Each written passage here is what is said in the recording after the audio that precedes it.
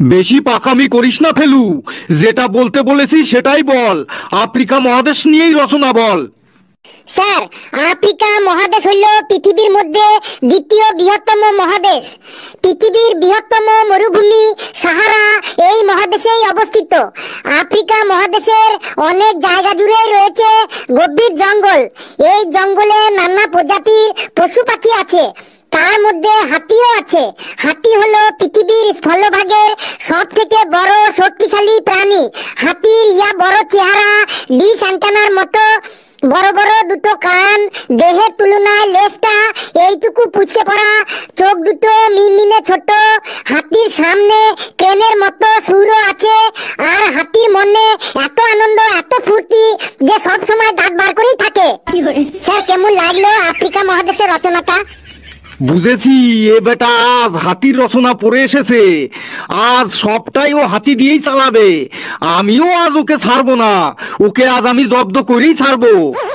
কিছু বললেন স্যার? না না, তোকে কিছু বলিনি। তুই এবার শরৎকালের ওপর একটা রচনা বলতো। পারবি তো ফেলু শরৎকালের রচনা? তুই দেখ না, এটাও খুব সহজ, আমার কাছে একদম জল ভাত। স্যার, আমাদের দেশ মৌসুমী জলবায়ুর দেশ। এই মৌসুমী জলবায়ুর প্রধান বৈশিষ্ট্য হলো ঋতুচক্র। আমাদের দেশে বছরে 6টি ঋতু দেখা যায়। তার মধ্যে একটি ঋতু হলো শরৎ ঋতু বা শরৎকাল। এই শরৎকালে আকাশ পরিষ্কার থাকে, ঘাসের ওপর শিশির পড়ে, চারিদিকে কাশ ফুল ফোটে। এই শরৎকালে বাঙালির শ্রেষ্ঠ উৎসব দুর্গাপুজো হয়। দুর্গা ঠাকুরের 2 মেয়ে লক্ষ্মী ও সরস্বতী, আর 2 ছেলে কার্তিক ও গণেশ। এই গণেশ ঠাকুরের মাথাটা মানুষের নয়, হাতির। আর এই হাতি হলো পৃথিবীর স্থলভাগের সব থেকে বড় ও শক্তিশালী প্রাণী।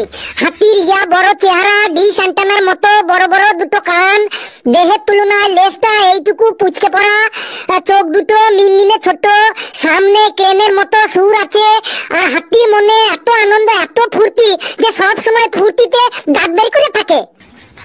হ্যাঁ, যা অনুমান করেছিলাম ঠিক তাই। বেটা হাতির রচনায় পড়ে এসেছে। এবার ইতিহাস থেকে রচনা ধরবো, দেখিও কি করে। নে বাবা ফেলু, এবার তাজমহলের উপর একটা রচনা বলতো। তোকে এবার বিপদে ফেলে দিল রে ফেলু। তাজমহলে তুই হাতি আনবি কি করে?